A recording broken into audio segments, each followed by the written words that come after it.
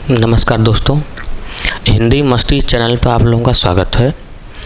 और देखिए, हम लोग वर्णमाला पढ़े थे, वर्णमाला के बाद संधि पढ़े थे, संधि के बाद समास कुछ पढ़े थे।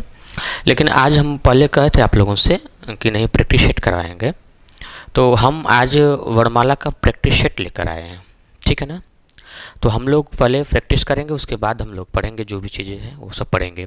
पहले देखते हैं, हम लोग हैं वर्णमाला से हम लाए हैं प्रश्न ना, प्रैक्टिस सेट। तो पहला प्रैक्टिस सेट देखिए यही है कि प्रश्न क्या है कि वर्णों के समुदाय को क्या कहते हैं। प्रश्न यही है कि वर्णों के समुदाय को क्या कहते हैं। समुदाय का मतलब होता है समूह। क्या होता है?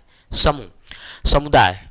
देखिएगा, जो समुदाय होता है, ये समुदाय की बात कर रहा है कि वर्णों के समुदाय को क्या कहते हैं। समुदाय का मतलब होता है समूह। ऑप्शन है वर्णमाला, सर्वनाम, अक्षर और क्रिया। तो देखिएगा, वर्णों का जब समुदाय करेंगे मतलब 1 2 3 4 5 6 7 8, मतलब कई ये हमने वर्ण लिख दिया। क्या लिख दिया? वर्ण लिख दिया। और ये क्या हो गया? एक समूह में हमने इनको रख दिया। ठीक है ना। तो समुदाय इसी कहते हैं। समूह या समुदाय बात एक ही है। ठीक है ना। तो ये वर्णों का एक समूह हो गया।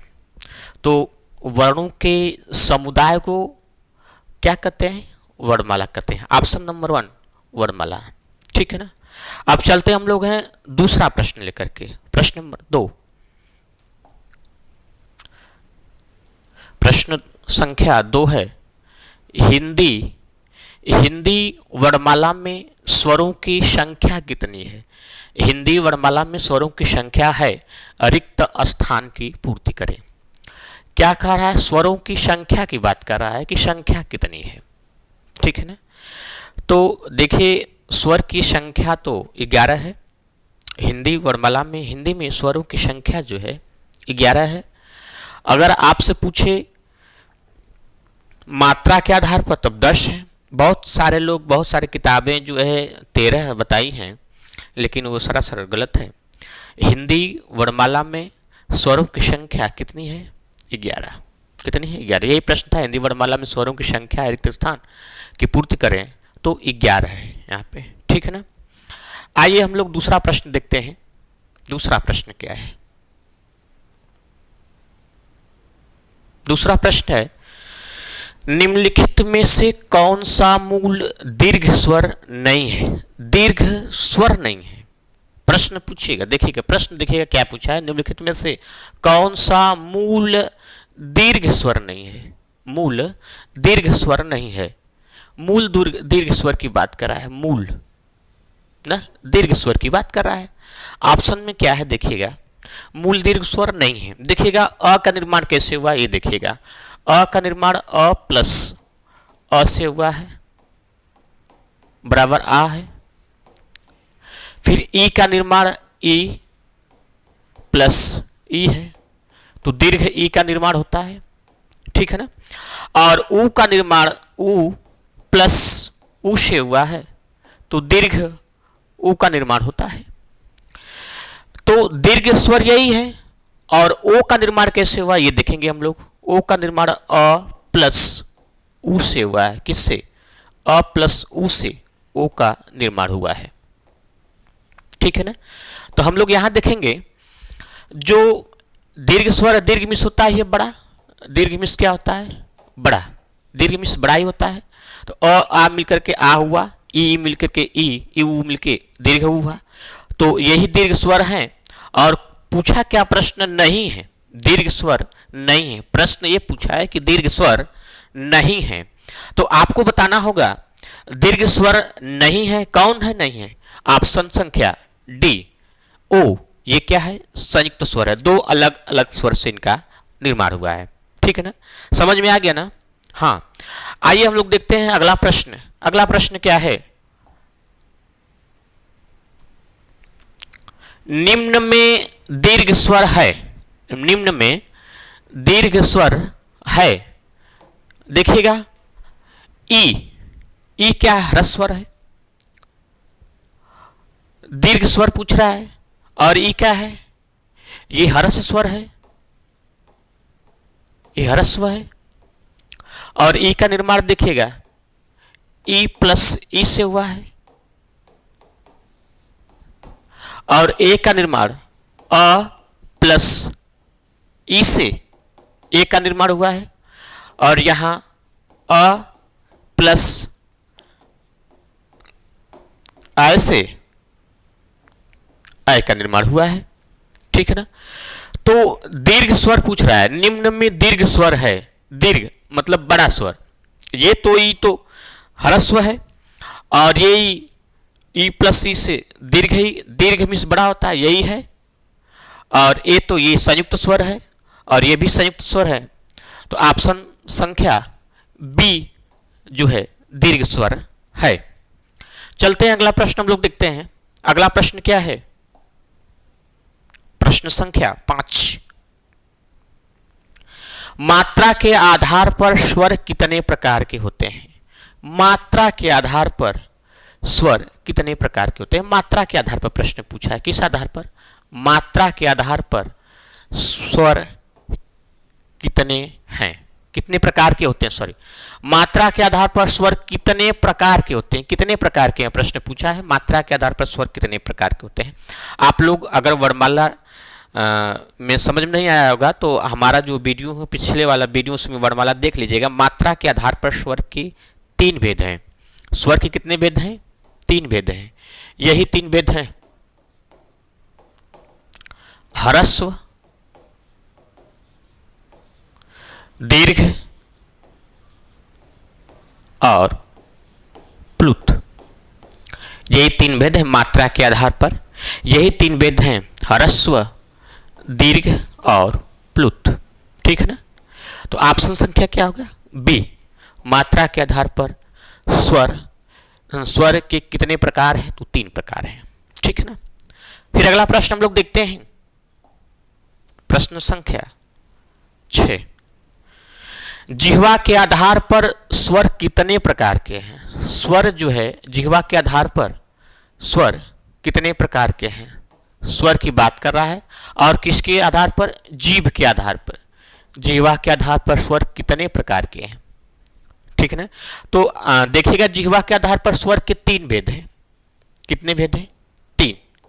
एक होता है अग्र स्वर, एक होता है मध्य स्वर और एक होता है पश्च स्वर ना। जिह्वा के आधार पर स्वर के 3 भेद हैं। एक अग्र है, एक मध्य है और एक पश्च है। जिह्वा का मतलब जीभ।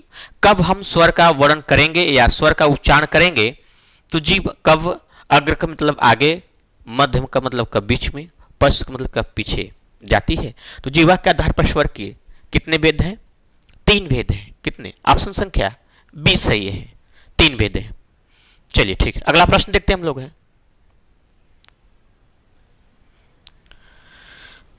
अर्ध विवृत स्वर है। अर्ध मतलब आधा विवृत स्वर है। ठीक है ना। अर्ध विवृत स्वर है। देखिएगा, पहले देखिए प्रश्न क्या पूछा है। अर्ध विवृत स्वर है, अर्ध विवृत स्वर है। देखिए, इसके आधार पर 4 भेद हैं। देखिएगा कितने भेद हैं? कुल 4 भेद हैं।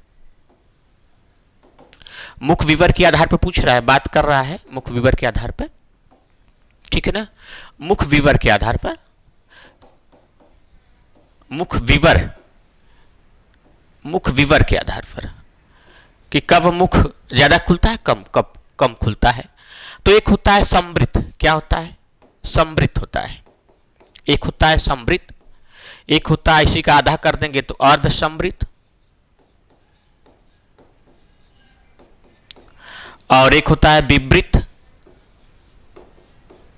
विवृत, और एक होता है अर्ध विवृत। क्या होता है? अर्ध विवृत होता है। यही है ना। एक होता है अर्ध विवृत। तो देखिएगा, पूछा क्या है? अर्ध विवृत स्वर है। समृत में 4 वर्ण आते हैं। कौन कौन से? ये देख लीजिएगा, ई, उ और उ। यही समृत में 4 वर्ण, समृत में 4 वर्ण आते हैं।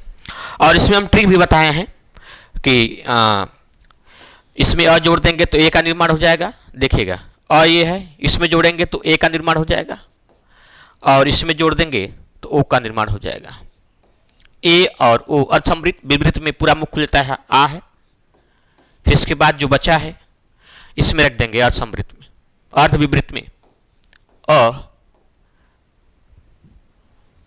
ऐ और औ। ठीक है ना। तो प्रश्न देखिए क्या पूछा है यहां पर, देखिएगा प्रश्न क्या पूछा है। प्रश्न अर्ध विवृत स्वर है, अर्ध विवृत स्वर है। देखिए ऊ कहां है, ऊ यहां है, ऊ कहां है, ऊ यहां है, तो ये होगा नहीं, पहले इसको काट दीजिए, ये होगा नहीं। फिर क्या है ऐ, ऐ देखिए कहां है, ऐ यहां है, ऐ क्या है, पूछा क्या है अर्ध विवृत स्वर, ये तो है।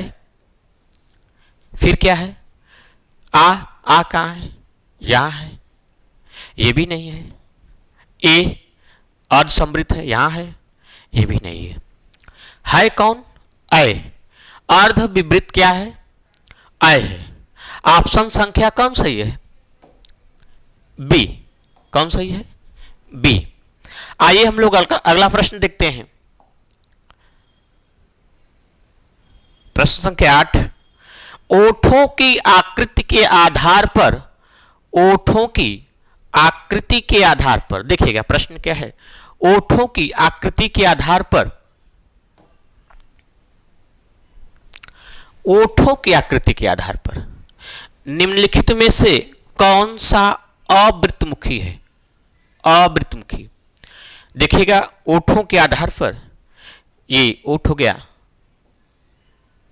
ये ओठ हो गया, इस आधार पर दो भेद है, एक होता है अवृत्तमुखी, अवृत्तमुखी स्वर, और एक वृत्तमुखी स्वर, वृत्तमुखी स्वर। ये हम बता चुके हैं वर्णमाला में, टॉपिक में, आप लोग देख लीजिएगा। अमिश होता है नहीं, वृत्तमिश गोला, और यहां वृत्त का अर्थ होता है गोला, क्या होता है गोला। ठीक, तो यहां देखिएगा आप लोग, जब हम ई को पढ़ते हैं ई, तो हमारा ओठ, ओठ की बात कर रहा है, यहां ओठ की बात हो रहा है। ई में क्या हमारा ओठ गोलाकार हो रहा है क्या, ई नहीं ना। ओठों की आकृति के आधार पर निम्नलिखित में से कौन अवृत्तमुखी स्वर है, ई गोलाकार नहीं हो रहा है, तो यही होगा ई। ऊ गोलाकार हो रहा है, ऊ, ये भी नहीं है, ये नहीं है। ओ गोलाकार हो रहा है, ऊ गोलाकार हो रहा है। सही आंसर क्या है, ई। क्या है, ई। ऑप्शन संख्या ए। ओठों की आकृति के आधार पर निम्नलिखित में से कौन सा अवृत्तमुखी स्वर है, तो ऑप्शन संख्या ए, ई नहीं है, और ये लोग वृत्तमुखी स्वर हैं। ठीक है ना। अगला प्रश्न हम लोग देखते हैं, प्रश्न संख्या 9, निम्न में ओष्ठ वर्ण कौन सा है, ओष्ठ मतलब ओठ। जब हम इनका उच्चारण करेंगे तो देखेंगे कि ओट्स आपस में चिपकते हैं कि नहीं, ठीक है, स्पर्श कर रहे हैं कि नहीं। देखिएगा अ जब बोलते हैं तो कहां हो रहा है ना, अ तो कंठ से उच्चारित होता है, आ ये भी कंठ से। ई ई ई इस नाम तालु, तालु से होता है। ऊ ऊ ऊ जब बोलते हैं, ऊ पद्मानिया नाम ओष्ठव, ऊ जो है ओष्ठ वर्ण है। पूछा प्रश्न है ओष्ठ वर्ण कौन सा है, प्रश्न क्या पूछा है, ओष्ठ वर्ण कौन सा है, ओष्ठ वर्ण, ठीक है ना, कौन सा है, तो प्रश्न संख्या डी, ऊ है। ठीक है ना। अब अगला प्रश्न है, चलते हैं अगला प्रश्न पे, प्रश्न संख्या 10, कंठ तालव्य कौन सा है, कंठ तालव्य कौन सा है।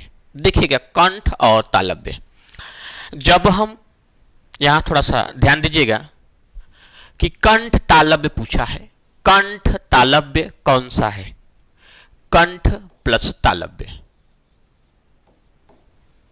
कंठ प्लस तालव्य। तालव्य का मतलब तालु होता है।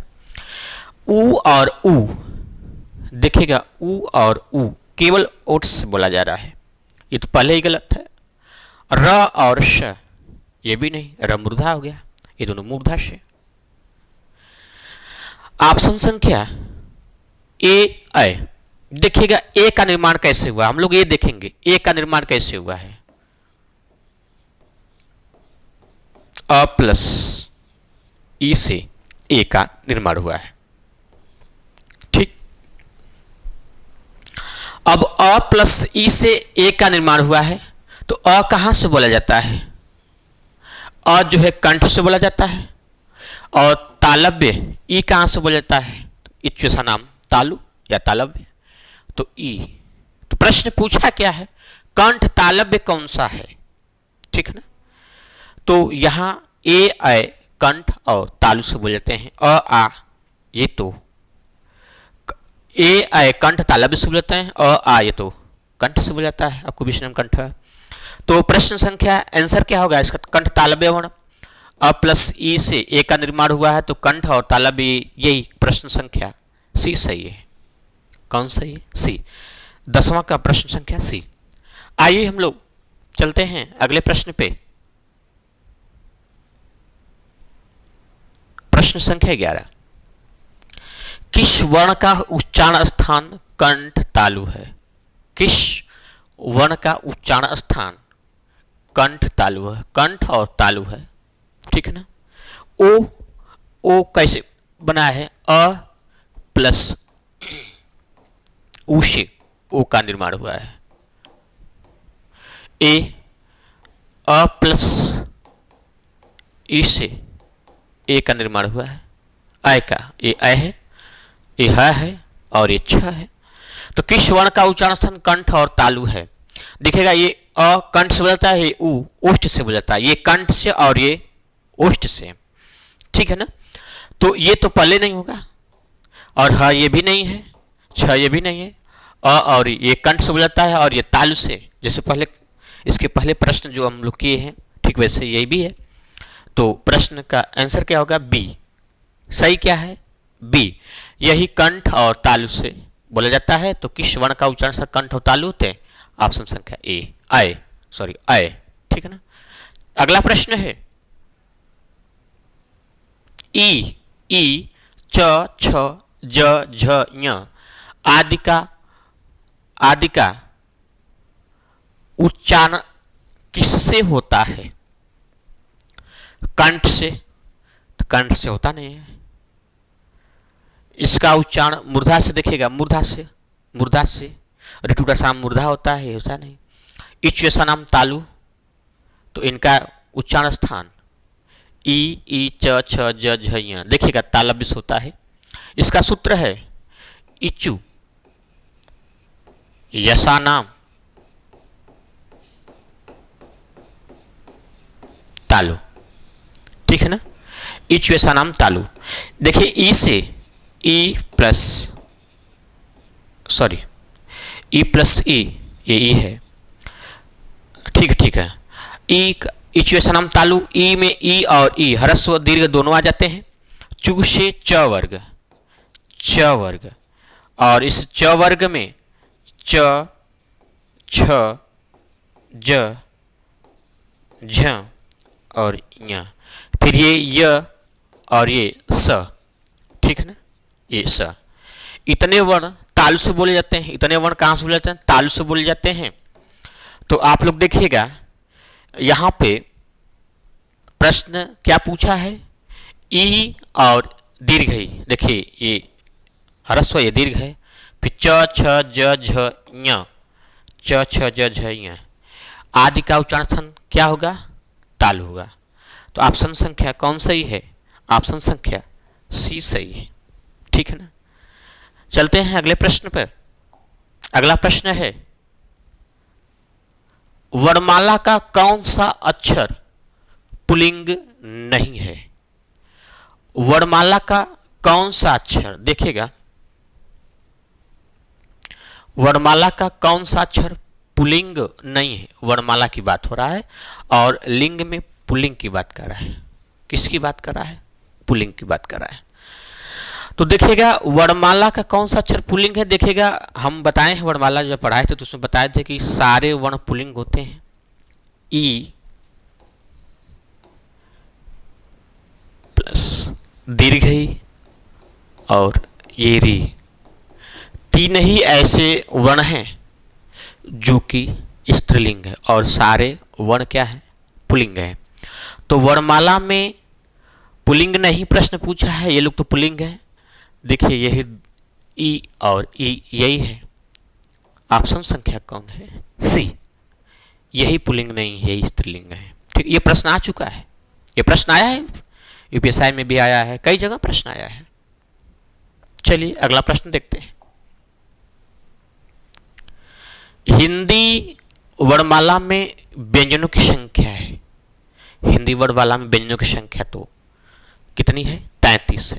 कितनी है, 33। हिंदी वर्णमाला में व्यंजनों की संख्या कितनी है, 33। ऑप्शन संख्या सी। अगले प्रश्न पर चलते हम लोग हैं। उच्चारण स्थान के आधार पर निम्नलिखित में से कौन सा दंत्य है। उच्चारण स्थान के आधार पर निम्नलिखित में से कौन सा दंत्य है। देखिए दंत का मतलब दांत से, दांत का मतलब दांत से। इसका सूत्र है, इसका सूत्र है लितु लसानाम दंत। इसका सूत्र है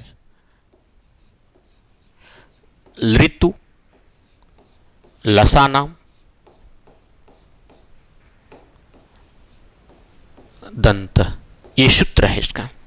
ठीक है ना। देखिएगा लरी में लरी आता है तो उसे त वर्ग हो गया। कौन हो गया, इस त वर्ग में कौन कौन से बनाते हैं, ये देखिएगा। त वर्ग में कौन कौन से बनाते हैं, त, थ, द, ध और न, और ये ल और ये श, इतने वर्ण कहां से बोल जाते हैं, दंत से। तो देखिएगा इसमें म है क्या, म भी नहीं है, इसको भी खलास कर दीजिए। ल है क्या, ल यहाँ भी है, ल यहाँ भी है, ये सही है। प भी नहीं इसमें है, ये खलास कर दीजिए। उ भी नहीं है, ये भी हटा दीजिए। तो यही ल जो है दंत से बोला जाता है, दंत से उच्चारित होता है, दंत ही है। कौन सा है, ल। ऑप्शन संख्या बी सही है। ठीक है ना। आइए अगले प्रश्न पर चलते हैं हम लोग हैं। प्रश्न संख्या 16। घ का उच्चारण स्थान कौन सा है। घ का उच्चारण स्थान कौन सा है। घ का, घ देखिएगा अकुह विसर्जनम कंठ, अकुह विसर्जनम कंठ, उच्चारण स्थान क्या है घ का, कंठ है। ऑप्शन संख्या बी। आइए आगे चलते हम लोग, अगला प्रश्न देखते हैं। य, य का उच्चारण स्थान है किसका, य। य का उच्चारण स्थान पूछा है, य का उच्चारण स्थान है। ठीक है ना। य का उच्चारण स्थान है य। देखिएगा इचु यशा नाम तालु, इचु यशा नाम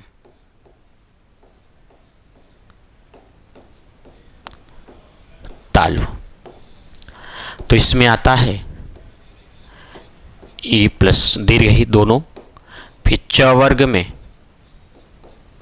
ये च वर्ग हो गया, च वर्ग में च, छ, ज, झ और य, फिर य और श। इतने वर्ण कहाँ से बोलते हैं, तालु से। तो देखिए इसमें य कहाँ है, य यहाँ है। ठीक है ना। तो यह कहाँ से बोला जाएगा, तालु से। तो ऑप्शन संख्या डी। कौन सही है, डी सही है। अगला प्रश्न हम लोग देखते हैं। प्रश्न संख्या 18। च वर्ग ध्वनियां किस वर्ग में आती हैं। च वर्ग ध्वनियां किस वर्ग में आती हैं। तो वही तो अभी पढ़े हैं, इचुएसा नाम तालु। तो कहां से, वर्ष वर्ण ये भी नहीं है, कंठ है ही नहीं। तालव्य ये भी नहीं है। अकुविशनम कंठ है। लितुलसानाम दंत ही। और तालव्य, तालव्य इचु यशानाम तालु, इचु यशानाम तालु, इचु यशानाम तालु। तो इसमें देखिए ये आया है, अभी बताएं इसके जस्ट पहले प्रश्न। तो च वर्ग ध्वनियां किस वर्ग में आती हैं? तो तालव्य है ना, तालु। च इसी जगह है, च छ ज झ वर्गों का पांचों वर्ण। तो च वर्ग ध्वनियां किस वर्ग में आती हैं? तो ऑप्शन संख्या सी। कौन सही है? सी, तालव्य। अगला प्रश्न देखते हैं हम लोग हैं, प्रश्न संख्या 19। निम्न में से दंत ध्वनियां हैं, निम्न में से दंत ध्वनियां हैं। लितुलसानाम दंत, ये ख भी नहीं है। ये ख जो है, ख ये जो है कंठ से बोलता है। क ख। च इचुएशनाम तालु, तालु से बोलता है। लितुलसानाम दंत, दंत पूछा, दंत ध्वनियां है। तो ल जो है ऑप्शन संख्या सी, ठीक है ना। अगला प्रश्न देखते हैं हम लोग, प्रश्न संख्या 20। निम्नलिखित में अंतस्थ व्यंजन कौन सा है? अंतस्थ, देखिएगा प्रश्न पूछा है निम्नलिखित में से अंतस्थ व्यंजन कौन से है। ठीक, अंतस्थ व्यंजन पूछा है। अंतस्थ का मतलब वायु जब अंदर की तरफ आती है। अंतस्थ में यही 4 वर्ण है। अंतस्थ स्वर की अगर संख्या से बात करें तो 4 होता है, यही 4 हैं। य, र, ल और व, यही 4 हैं। ठीक, तो पूछा है निम्नलिखित, निम्न में से, निम्न में अंतस्थ व्यंजन कौन सा है? अब इन चारों में से आप लोग देख सकते हैं कौन सा है। ग नहीं है ये नहीं है। ज ये भी नहीं है। व ये है। स है नहीं। तो इस प्रश्न का आंसर कौन सा हुआ? ऑप्शन संख्या सी, ठीक है ना। तो दोस्तों आज हम लोग प्रैक्टिस किए और उस प्रैक्टिस में 20 प्रश्न था और वर्णमाला का प्रैक्टिस संख्या 1 था। वर्णमाला में एक और प्रैक्टिस सेट लाएंगे। प्रैक्टिस 2-4 प्रैक्टिस हो जाएगा और चैप्टर से, तो इसके बाद हम लोग कोई उठाएंगे, चाहे जो भी चीज़ पढ़े हैं हम लोग, ठीक है ना। तो कुछ प्रैक्टिस सेट अभी कर लेते हैं हम लोग, उसके बाद टॉपिक पर चलेंगे। तो दोस्तों आज के लिए इतना ही, ठीक है ना। और यहाँ पर जो आप लोग देख रहे हैं कि ये प्रैक्टिस सेट कराया जा रहा है, तो पहले हम वर्णमाला पढ़ा चुके हैं। अगर आप लोग हमारे पहले वाले वीडियो जाकर के देख लीजिएगा, इसमें होगा, प्लेलिस्ट में जाएगा, उसमें पहला वीडियो होगा वर्णमाला ही, ठीक है ना। तो वर्णमाला पूरा एक बार देख लीजिएगा, उसके बाद प्रश्न सॉल्व करेंगे तो बहुत जल्दी प्रश्न हो जाएगा, ठीक है ना। बहुत जल्दी सॉल्व करेंगे प्रश्न, ठीक है। तो आज के लिए इतना ही, धन्यवाद।